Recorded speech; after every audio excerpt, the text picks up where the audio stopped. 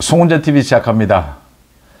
국회 법사위가 오늘 여야 모두가 참석한 가운데 열렸습니다. 처음으로 이제 여당 국민의힘도 모두 참여를 했습니다. 그런데 정청래가 법사위원장입니다. 국민의힘에서는 유상범 의원이 간사를 할 예정입니다. 이 정청래와 유상범 간에 고성이 오가는 싸움입니다. 싸움이 붙었습니다. 어떻게 싸움이 붙었느냐? 유상범이 이제 국민의힘 간사로 임명될 예정이니까 정해야 하는 거죠. 간사로 선임을 하고 의사 일정을 좀 의논을 하자라고 하니까 정청래가 필요 없다. 간사 임명 지금 필요 없다. 간사 임명 민주당 자기들이 할 때 왜 그때 법사위에 참여하지 않았느냐. 오늘은 계속 법사위 그대로 간다. 국민의힘 간사 없이 가겠다라고 했습니다. 그래서 유상범이 이런 일이 어디에 있느냐. 이제 여야가 모두 법사위에 참여를 했으니까 간사를 정해서 협의를 하자. 국회 운영 원칙 아니냐라고 하는데 정청래가 국회법에 따라서 자기들 마음대로 하겠다라고 했습니다. 그리고 이걸 방해하면 국회 선진화법 위반이다. 처벌될 수 있다. 이렇게 유상범에게 경고를 했습니다. 그러면서 정청래가 유상범에게 국회법 좀 공부 좀 하고 오세요 라고 했어요. 그러니까 유상범이 공부는 내가 더 잘했지 않겠습니까? 법 공부는 더 많이 하고 잘했지 않겠습니까? 라고 하니까 정청래가 법 공부한 사람이 그렇느냐 또 이렇게 서로 싸움을 했습니다. 한심하다. 제가 정청래에 대해서 양아치 같다라고도 했고 함량 미달의 의원에게 이렇게 이 완장을 채워주면 어떤 일이 벌어지는가. 이 무식한 사람에게 완장을 채워주면 무슨 일이 벌어지는가 이런 표현을 했는데 그 표현이 딱 들어맞았다 이런 생각을 갖습니다. 정청래가 이렇게 하는 이유는 패악질입니다. 패악질. 공사의 구별이 없는 것이죠. 그래서 유상범 들어 간사 임명도 필요 없고 그러니까 여당 필요 없다는 이야기입니다. 지금. 오늘 자기들이 마음대로 또 강행 처리를 해야 될 일들이 있었던 겁니다. 그 소위 방송 3법, 이 방송통신위원회법 이런 것들입니다. 이 좌파에 의한 방송 장악, 용도죠. 이걸 지금 강행 처리해야 하는데 국민의힘 의원들이 있으면 긁어친다라는 이야기죠. 그리고 감정적으로 이렇게 패악질을 하는 겁니다. 공부를 누가 잘했는지는 모르겠습니다만 법은 유상범 의원이 당연히 전문가니까 많이 잘 알 테고 정청래는 무슨 법을 알겠습니까? 중요한 것은요. 이 법사위는 마지막에 이 법이 전 국민을 규제하는 법이 어떻게 제정되는가 법 전문가들이 모여서 마지막 이제 작구 하나까지 수정을 하는 곳입니다. 다른 법 전문가들이 아닌 사람들이 많이 만든 이런 입법들이 넘어옵니다. 법사위가. 제가 이렇게 묻습니다. 오늘 방송법 모두 통과를 시켰는데 정청래 이 방송법 읽어봤습니까? 처음부터 끝까지 안 읽어봤습니다. 지금 민주당이 통과시키고 있는 최상병 특검법 정청래 읽어봤습니까? 그거 법사위원장으로? 저는 안 읽어봤다라고 봅니다. 정청래가 오늘 유상범에게 국회법 공부 좀 하라. 국회 선진화법에 따라서 처벌될 수 있다라고 했는데 유상범은 읽어봤습니다. 전문가입니다.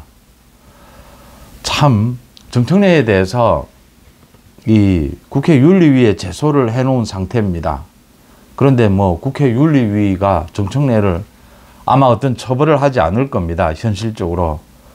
참 이 정청래의 태도를 보면서 두 가지가 분명해집니다. 그러니까 정청래는 기본적으로 자질이 안 되는데 이제 이재명이라고 하는 이런 방탄 대표, 방탄 국회를 만나서 더 이렇게 난동을 부리고 있는 수준이 된 것이고요. 또 하나는 정청래 민주당이 이런 식으로 이재명이 국회 법도 읽어보지도 않고 이 법이 어느 정도 악법인지 뭐가 지금 법이 말이 안 되는 건지도 점검하지도 않고 이렇게 국회 본회의에서 통과시킬 겁니다. 이건 이제 묻지마 거부권입니다. 대통령의. 방법이 없는 겁니다. 지금. 전부 거부권을 행사해야 합니다. 그런데 이제 민주당의 노림수입니다. 대통령이 거부권을 모두 행사해라. 그러면 다음 달 초쯤 또는 이번 달 말쯤 국회에서 재표결을 해보자. 국민의힘의 108명 의원 중에 이탈표가 생길 것이다. 지금 민주당이 이걸 노리고 있는 것입니다. 그래서 모두 거부권을 행사했고 재표결에서 폐기된 법안들을 다시 고치지도 않고 그냥 지금 법사위를 통과시키고 있습니다. 전세 관련 법도 지금 통과를 시킬 예정입니다. 최상병 특검법, 방송 관련법, 뭐 전세 사기 대처법 뭐 이런 것들입니다. 여기에 어떻게 대처해야 하느냐. 국민의힘 108명이 정말 똘똘 뭉쳐야 하는데 국회의원들은 모두 개별적인 법안에 대해서 자기의 판단을 갖고 있습니다. 당연한 일입니다. 국회의원들의 지역구가 또 다 다릅니다. 뭐 지역구 사정에 따라서 전세 사기법, 뭐 최상병이라든지 많은 것들이 있습니다. 방송법이라든지 뭐 노란봉투법, 그 법들에 대해서 자꾸의 문제가 있고 악법의 소지가 있지만 전체적으로는 찬성하는 의원도 있고 반대하는 의원도 있고 이 찬성과 반대의 색깔이 다른 경우가 생길 수밖에 없습니다. 전국의 지역구에 사정이 다 다르지 않습니까? 그래서 국회의원들을 전국의 지역구에서 뽑고 국회의원 한 명 한 명이 헌법기관이다 이렇게 이야기하는 것이지 않습니까? 다 자신의 소신이 있을 겁니다. 그런데도 이 108명을 모두 국민의힘 앞으로 똘똘 뭉쳐내야 합니다. 지난달에 국회에서 21대 국회입니다. 마지막에 이 전세 사기 대처법 이런 것 몇 가지 대통령이 거부권을 행사한 법안에 대해서 재표결을 했습니다. 총선도 지난 다음이어서 국민의힘에서 이걸 막아내는 것이 굉장히 어려운 상황이었습니다. 그런데 추경호 원내대표 등 비롯해서 윤재옥 등 힘을 합해서 이걸 막아냈습니다. 똘똘 뭉쳐서 막아냈습니다. 그래서 22대 국회 이제 이번 달 말에 또 재표결이 있을 겁니다. 이 뭐 최상병 특검, 방송법 모두 마찬가지입니다. 이 전세 사기 대처법 재표결이 있을 예정인데 이걸 막아내야 한다. 지금 전당대회 중이어서 많은 후보들의 다양한 또 주장들이 쏟아지고 있습니다. 다양한 주장들을 통해서 지금 민주당의 이 행태를 보면서 국민의힘 108명이 똘똘 뭉칠 수 있는 길을 찾아야 한다. 한동훈이 계속 이야기하고 있습니다. 이 재표결을 했을 경우에 국민의힘 108명이 똘똘 뭉칠 수 있는 그 길을 찾자. 최상병 특검법 이야기를 하면서도 이 부분에 대해서 원희룡이나 나경원, 윤상현도 자신의 입장을 좀 밝히기를 바랍니다. 아마 뭐 크게 입장이 다르지 않을 겁니다. 똘똘 뭉쳐야 하는데 어떻게 뭉치느냐. 지금 후보 4명이 모두 뭉치면 또 도움이 됩니다. 이건 뭐 당연히 거부권을 행사해야 하고 재표결해서 국민의힘이 폐기시켜야 하는 것이죠. 그 다음 추경호 원내대표입니다. 치욕이다, 뭐 환멸을 느낀다. 이렇게 분통을 터뜨리고 의원총회에서 원내대표직을 내려놓겠다라고 하고 강화도를 거쳐서 백령도를 지금 여행 중이라고 합니다. 좀 쉬겠다라는 거고 절대로 다시 원내대표를 하지 않겠다라고 하고 있습니다. 뭐 원내대표를 다시 뽑는 것은 그렇게 어려운 일은 아닙니다. 그런데 지난 21대 국회 마지막에 저도 정말 우려를 했습니다. 이거 막아낼 수 있겠느냐. 무려 60명 가까이 현역 의원이 공천을 받지 못했거나 총선에서 떨어졌습니다. 국회의원들은 한 명 한 명 모두 이 비밀투표에서 자기 소신껏 투표를 할 수가 있습니다. 그런데 막아냈습니다. 이제 22대 국회 처음으로 이제 재표결을 하게 될 겁니다. 처음부터 108명이 똘똘 뭉쳐야 한다. 8명의 이탈표만 생겨도 이거 다 무너지는 겁니다. 지금 민주당이 노리는 지점입니다. 한 번만 무너지면 계속 재표결을 해서 한 번만 균열이 생기면 이 탄핵으로 가져갈 수 있다. 각종 여러 가지 법안을 놓고 지역마다 농촌지역, 공업지역, 뭐 간호사가 많은 지역, 뭐 다 지역마다 민원이 있지 않겠습니까? 민원이 여야를 가리지는 않지 않습니까? 지역구 국회의원의 경우에 가장 무서운 사람이 지역 주민들의 요구 아니겠습니까? 이걸 노리고 있는 것이죠. 이걸 막아내는 데는 추경호가 적임자가 아니냐 이렇게 봅니다. 참 추경호 원내대표가 분통을 터뜨리면서 치욕스럽다라는 이야기까지를 했습니다. 참 국회 쳐다보기도 싫을 겁니다. 그런데 다시 와야 합니다. 공적인 업무지 않습니까? 공인의 의무지 않습니까? 추경호가 다시 오는 것이 가장 적임으로 보입니다.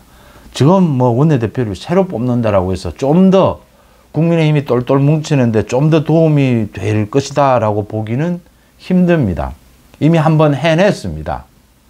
이번이 가장 중요합니다. 처음을 잘 해내야 합니다. 그래서 이 국민의힘의 단결된 모습을 보여줘야 한다.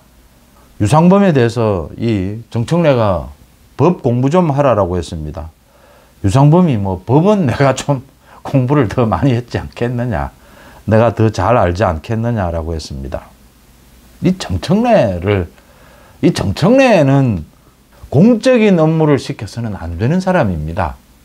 공사의 구분이 안 되는 사람입니다. 이런 사람들이 있습니다.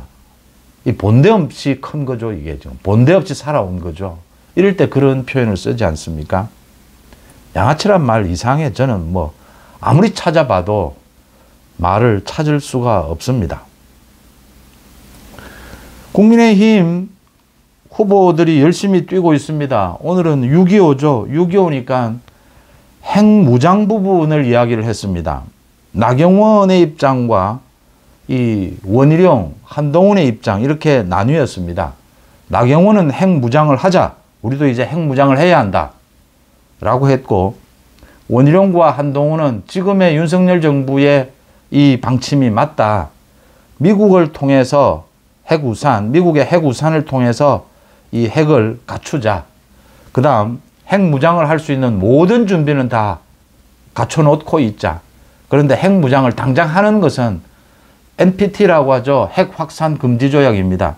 북한처럼 이 NPT를 탈퇴해서 우리도 핵을 가져야 하기 때문에 전 세계의 경제 제재를 받게 된다. 당장 핵무장을 하고 싶지만 핵무장을 하는 것은 현명하지 못하다. 경제적으로 엄청난 부담이고 미국의 반대도 있다. 지금은 미국의 핵 우산이 있고 또 미국이 반대하고 있으니까 핵을 당장 만들지는 말고 바로 언제든지 만들 수 있는 그런 능력만 갖춰놓자. 지금 이렇게 주장이 나뉩니다. 이게 대동소이하다. 이게 뭐 선거만 있으면 언제나 논란이 있습니다. 이게 대동소이한 것 아니냐, 모두 핵무장을 하자는 것 아니냐 이렇게 보실 수도 있습니다. 그런데 이게 굉장히 차이가 나는 부분입니다. 이 나경원의 핵무장, 지금 당장 핵무장을 하자. 이건 조금 심하게 말씀을 드리면 거짓 선동에 가깝습니다. 지금 핵무장을 할 수도 없고 현실적으로 핵무장을 하는 것이 굉장히 어리석은 일입니다. 경제적인 부담 때문입니다. 북한처럼 NPT를 탈퇴해서 우리가 핵무장을 하면 전 세계적인 경제 제재가 들어옵니다. 지금 미국의 대통령 선거를 하고 있는데 트럼프를 비롯해서 일부에서는 우리들은 핵무장 하라라고 합니다. 주한미군 철수입니다. 이 군사 유지 비용 모두 우리들은 대라라고 합니다. 이 경제적인 문제입니다. 핵무장 시원시원하죠. 우리도 핵무장 하자. 이 아마 홍준표도 계속 이런 주장을 합니다. 지난번 대선에서도 그런 이야기를 했죠. 시원시원합니다. 핵무장 하자. 사실 우리가 핵을 바로 우리도 개발할 수 있는 능력을 갖고 있습니다. 당장. 윤 대통령이 이야기했던 부분이죠. 지금 그게 문제가 아니다라고 하는 거죠. 전 세계가 우방이나 뭐 우리의 지금 경선 과정이나 주요 정치인들의 주장을 지켜보고 있습니다. 미국도 빨리 한국 핵무장 시켜서 이 미군 철수하고 한국의 국방은 한국에 맡기자. 왜 우리가 경제적으로 부담을 져야 하느냐 주장하는 사람들이 꽤 있습니다. 그러니까 정치 지도자가 무책임하게 이런 이야기를 하면, 좀 심하게 하면, 나경원이 물론 뭐 그런 것까지, 나경원이 이게 지금 좀 시원시원하게 이야기를 해야 되는 그런 입장에서 이 이야기를 했다라고 보입니다. 나경원도 뭐 이런 우려를 모른다. 홍준표처럼 저렇게 무책임하게 이야기한 것은 아니다라고 봅니다. 그럼에도 불구하고 이거 좀 심하게 이야기하면 이 선동에 가깝습니다. 이건 맞지 않습니다. 지금 뭐 우리가 핵무장 하지 말자는 사람 전 국민 어디에 있습니까? 아무도 없습니다. 북한의 핵, 우리도 핵무장 해야죠. 현실적으로 어떻게 무장할 것인가? 그거죠. 그런 이야기, 이 섬세한 정책 구상이 나오지 않으면 큰일 납니다. 이런 부분은. 이게 대동소이하다 이렇게 보실 부분이 아니고 이 차이가 가져오는 그 미국과의 관계, 우리 국방의 문제가 어마어마하다라고 하는 것, 우리 경제에 미치는 영향, 이 부분은 원희룡과 한동훈이 윤석열 정부가 하고 있는 지금 이 핵 정책이 맞다라고 손을 들어준 부분, 아주 그게 현명하고 적절하다 이렇게 평가합니다. 그 다음 이거 지금 최고위원들도 있습니다. 그래서 뭐 러닝메이트다 해서 한동훈도 러닝메이트로 최고위원들, 한동훈과 이 뜻을 같이 하는 최고위원들, 원희룡도 있고 뭐 윤상현도 찾아다니고 있습니다.